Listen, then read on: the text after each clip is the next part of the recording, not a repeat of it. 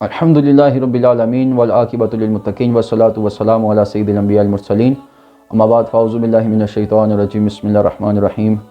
احباب عزیز وقار، جیسا کہ حضرت صدیق اکبر رضی اللہ تعالیٰ عنہ آپ کا یوم وصال، تو آپ کے فضائل و مناقب میں سے چند ایک جھلکیاں آپ کے سامنے رکھوں گا۔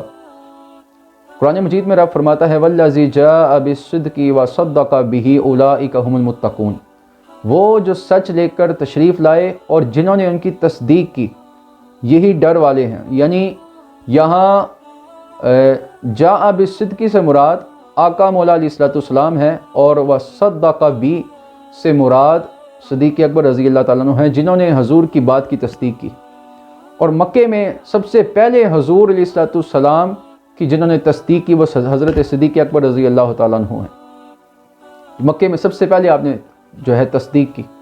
زمانہ جاہلیت میں بھی آپ نے کبھی بت پرستی نہیں کی۔ آپ کے والد کا نام ابو قحافہ اور آپ کی والدہ کا نام ام الخیر سلمہ ہے، اور آپ کا نام آپ کے والد نے عبد الکعبہ رکھا، جبکہ آقا مولا علیہ السلام نے آپ کا نام عبداللہ رکھا۔ بعض لوگوں کو اس بات میں مغالطہ پڑتا ہے، وہ سمجھتے ہیں کہ آپ کا نام ابو بکر ہے، جبکہ آپ کا نام اصل میں عبداللہ ہے، اور ابو بکر آپ کی کنیت ہے، اور صدیق اور عتیق یہ آپ کے لقب ہیں۔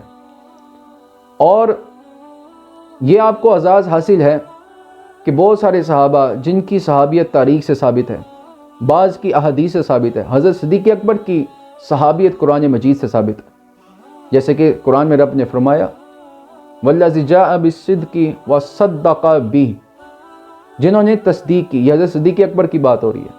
ہوا یہ کہ حضور صلی اللہ علیہ وسلم جب معراج سے واپس آئے تو حضور صلی اللہ علیہ وسلم کی ملاقات سب سے پہلے ابو جہل سے ہوئی۔ تو ابو جہل نے مذاق اڑاتے ہوئے معاذ اللہ کہا اے محمد آج کچھ نہیں سناؤ، تم ہر دفعہ نہیں سناتے، آج کچھ سناؤ۔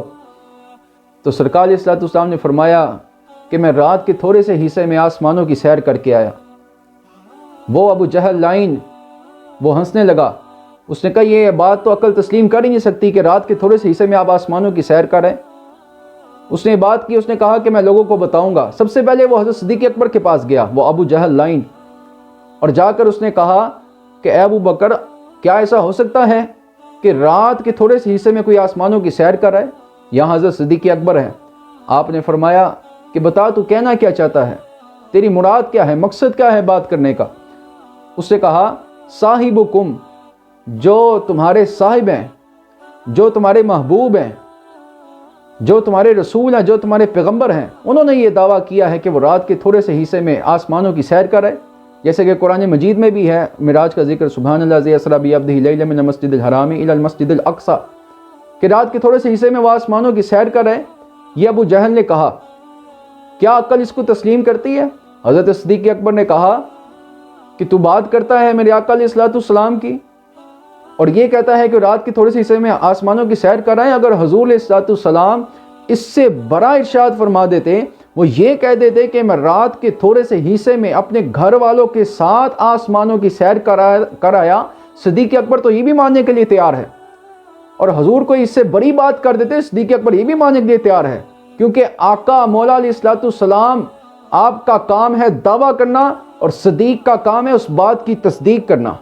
یہی غلام کا کام ہے، آقا کا کام ہے دعویٰ کرنا، غلام کا کام ہے تصدیق کرنا، غلام کا کام ہے سر کو جھکا دینا۔ یہاں صدیق اکبر نے تمام غلاموں کو، تمام مسلمانوں کو یہ درس دے دیا کہ غلام وہ ہوتا ہے جو آقا علیہ السلام کی بات پر سر تسلیم خم کر دیتا ہے، آپ کے فیصلے پہ اپنے سر کو جھکا دیتا ہے، آپ کے فیصلے پہ اپنے آپ کو سلنڈر کر دیتا ہے، اپنے آپ کو ختم کر دیتا ہے۔ غلام کہتے ہی اس کو ہے۔ غلام وہ نہیں ہوتا جو آقا مولا علیہ السلام کے فیصلوں پہ تحقیقیں کرے۔ تحقیقات جو علماء کرتے ہیں، جو احادیث اور قرآن مجید کے حوالے سے حرمت کے مسائل میں تحقیقات کرتے ہیں، اس تحقیق کی بات نہیں ہو رہی۔ وہ تحقیق جس کو کرنے کے بعد آقا علیہ السلام کی شان کی نفی کی جائے، اس تحقیق کو کرنے کی اجازت ہرگز نہیں ہے۔ غلام کا کام ہے کہ جہاں آقا علیہ السلام کی بات آ گئی، جہاں پہ آپ کا فرمان آ گیا، اپنے وہ سر کو جھکا دے۔ اور حضرت صدیق اکبر کی یہ بھی شان ہے کہ حضور نے فرمایا ما نفعنی مال احد قط ما نفعنی مال ابی بکر۔ حضور نے فرمایا کہ مجھے کسی کے مال نے اتنا نفع نہیں دیا جتنا مجھے نفع صدیق اکبر کے مال نے دیا۔ اور حضور صلی اللہ علیہ وسلم نے ارشاد فرمایا کہ اللہ نے مجھے حکمت اور علم کے جو خزانے عطا فرمائے میں نے وہ صدیق اکبر کی جھولی میں ڈال دیے۔ اللہ اکبر۔ یہ حضرت صدیق اکبر کے فضائل میں سے یہ بھی ہے کہ حضور صلی اللہ علیہ وسلم نے ارشاد فرمایا کہ میں نے ہر کسی کا احسان کا بدلہ دے دیا، لیکن صدیق اکبر کے احسان کا بدلہ کما حقہ ادا کیا نہیں گیا، بلکہ وہ قیامت والے دن اللہ ادا کرے گا۔ یعنی اسلام آج بھی صدیق اکبر کا مقروض ہے، دین آج بھی صدیق اکبر کے احسان کا مقروض ہے۔ بھائی دیکھو، جیسے کہ کوئی میرے بارے میں کہے، مثال کے طور پہ ایک ناقص مثال آپ کو دیتا ہوں، کوئی میرے بارے میں کہے کہ ہمیں آپ سے محبت ہے، آپ سے عقیدت ہے، جبکہ میں زید نامی شخص، سمجھانے کے لیے بتا رہا ہوں، زید نامی شخص کی اچھائیوں اور احسان کا مقروض ہوں، تو کوئی میری تعریف کر کے زید کی برائی کرے جبکہ مقروض میں اس کی اچھائیوں کا ہوں، تو بتاؤ یہ عقل سلیم رکھنے والا یہ کیسے بات کر سکتا ہے؟ کہنے کا مقصد یہ ہے کہ اسلام صدیق اکبر کا مقروض ہے، تو آج کوئی ممبر پر بیٹھ کر صدیق اکبر کے خلاف بولے، بات وہ اسلام کی کر رہا ہو اور اسلام مقروض صدیق اکبر کا ہو۔ اللہ اکبر۔ اللہ تعالیٰ آپ کو اور مجھے حضرت صدیق اکبر رضی اللہ تعالیٰ عنہ کی شان کو سمجھنے کی، آپ کی سیرت کو پڑھنے کی، آپ کے نقش قدم پر چلنے کی توفیق عطا فرمائے۔